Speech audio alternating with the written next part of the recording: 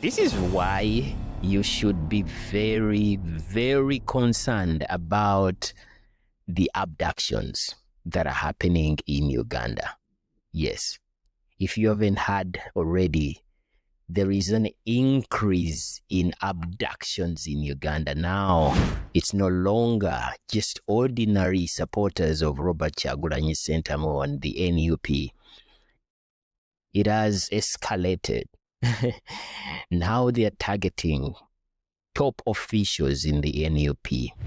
A deputy spokesperson, like in my previous video, has been abducted and has already been presented in court. But the crazy thing is that no case has been, he has not been charged. They're just really marking around, trying to figure out what is their strongest case against Mufumbira. And of course, Nubian Lee, after being nominated, he was also whisked away. So why should we all be concerned about the increase in abductions, targeting mainly supporters of the National Unity Platform? Hey guys, this is the Uganda Awakening. And if it is your first time to click on this channel, to click on my videos, I do my best in presenting to you events as they happen in Uganda, especially in regards to the awakening that Ugandans are experiencing. But it is not just enough for us to wake up and understand, okay, yes, there is injustice, and that the reason for this injustice is this.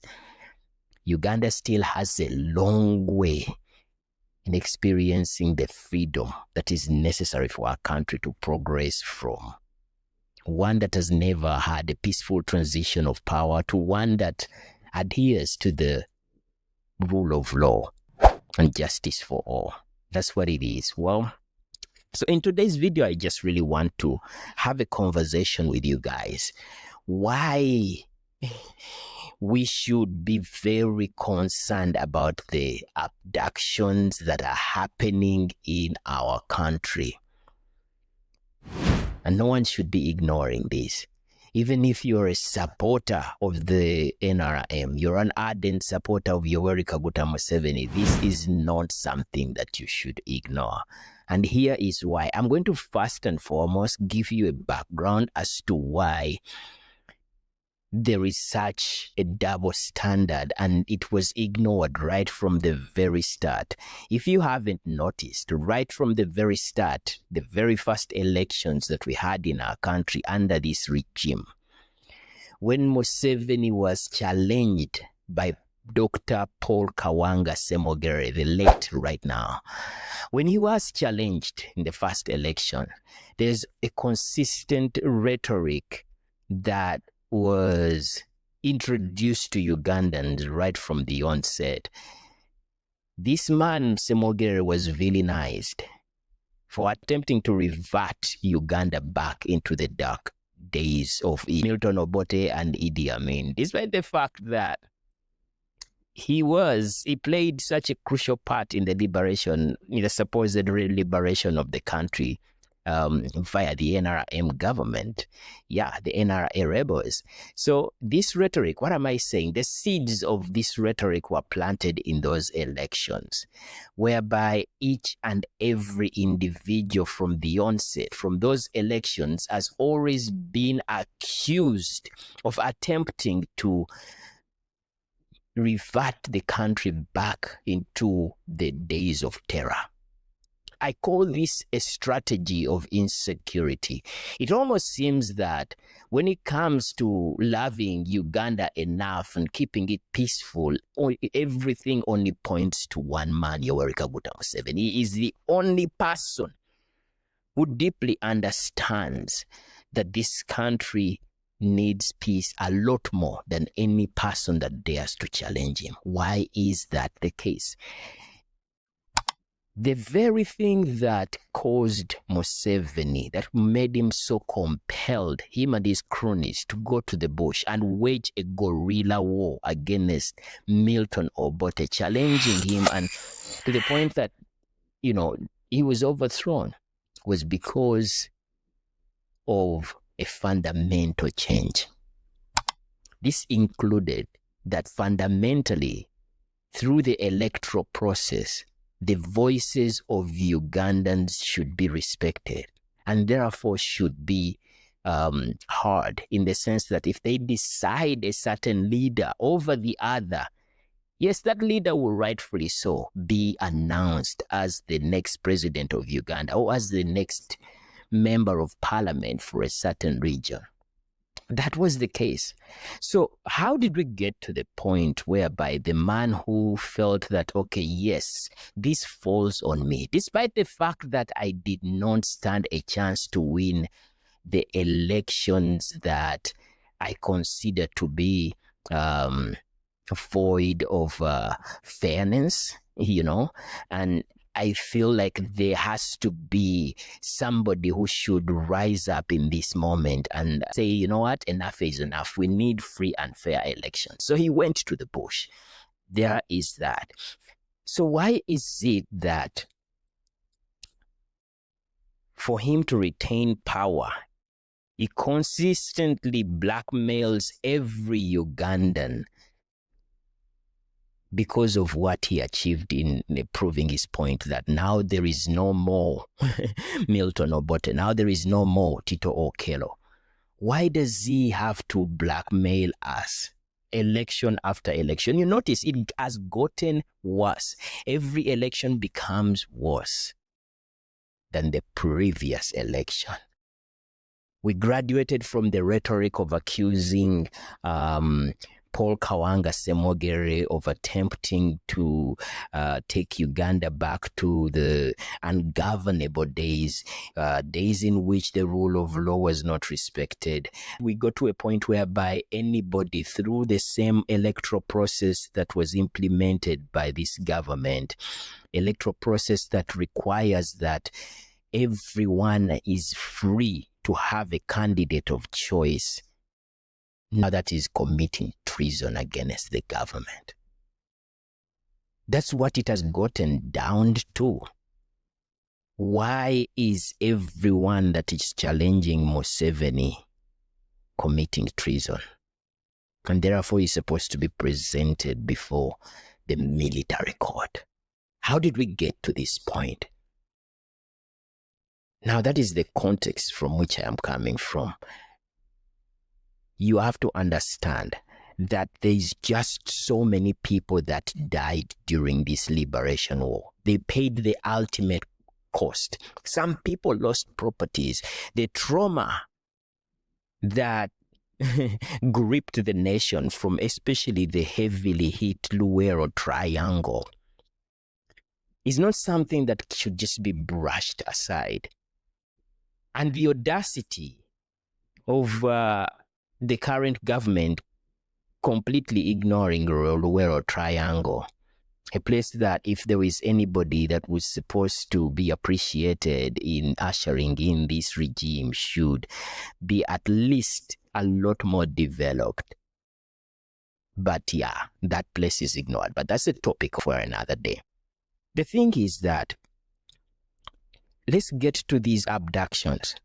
Much as you don't seem to care about what is happening to your fellow Ugandans that are going through the wrath of torture and confinement, this is how much you're paying. This is the price you are paying, despite the fact that you are pro-government or not. The price that you are paying, indirectly paying, just so that these abductions continue, is much higher than you think. The first indirect price, the cost that you're footing just so that these armed forces continue to whisk away innocent Ugandans, they have to be facilitated. The fuel cost, the arms and ammunition, feeding these individuals while in custody, and of course the security that is required to keep them in that confinement, illegal confinement. This has a ripple effect. And we're not talking about this in isolation that, okay, only Eddie Motwe, only Waswa Mufumbira. We are talking about a pattern that has escalated from Dr. Paul Kawanga Semogere via Kizza Besigye and now Bobi Wine. If you follow the trail, you follow the money that has had to be spent just to silence the voices of individuals who by principles of democracy are only exercising their civic duty, just imagine how much of that would have been of investment in other areas. Just imagine, think about it. I remember the tear gas vehicles now became a thing. They are normalized on the streets of Kampala, parked in strategic locations. And it is not just during elections, right through the presidential term of office. Because, of course, the voices of opposition are not just suppressed during the season of elections. It just gets worse. He prioritizes talking about his manifesto, yet we know the priority ranking when it gets down to him now being announced the new president. Instead of fulfilling at least 3/4 of his manifesto, what takes the heaviest chunk is continuously keeping the lead on and making sure that the dissenting voices will not be heard. Make it make sense. This is why you should be concerned about these abductions. Because when it comes down to accountability, the amount of money that is spent monitoring now online, if you make videos, many individuals, especially those that are based in Uganda, wherever they make these videos and they are critiquing the government, someone is already in their DMs threatening them, security agencies threatening them. We have security now monitoring online activity. All these people have to be paid. But while we are paying these people and making sure they are facilitated to silence voices of Ugandans, there are so many high-profile cases that are unsolved. It is very easy to monitor somebody that is speaking on the corruption in Uganda to plan out when they should be abducted. But when it comes to high-profile murders that have happened from Kawesi that have never been solved, Chigondo, you know the high-profile murders, there is no report. Security is known as effective in hunting down the people that threaten the lives of Ugandans. I'm not talking about ordinary Ugandans. I'm talking about high-profile Ugandans, the Kirumiras, who are speaking out against corruption in police. Their cases were never solved.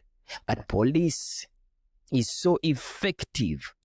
Security forces are so effective in following every word that an ordinary Ugandan citizen is speaking on. Issues that affect our daily lives. Security is heavily funded when it comes to solving these cases.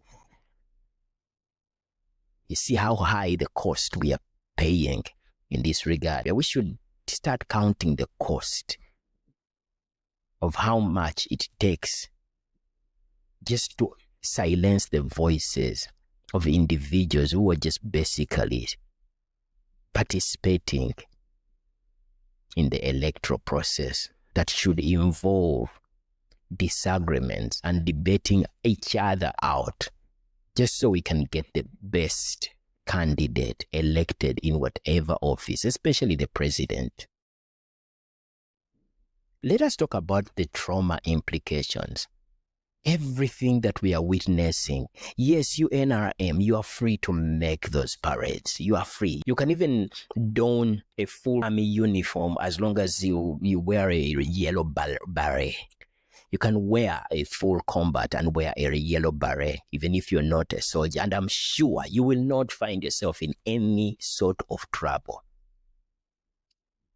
But the trauma that is impacting Ugandans through the injustice that they have to deal with simply because they are donning party colors.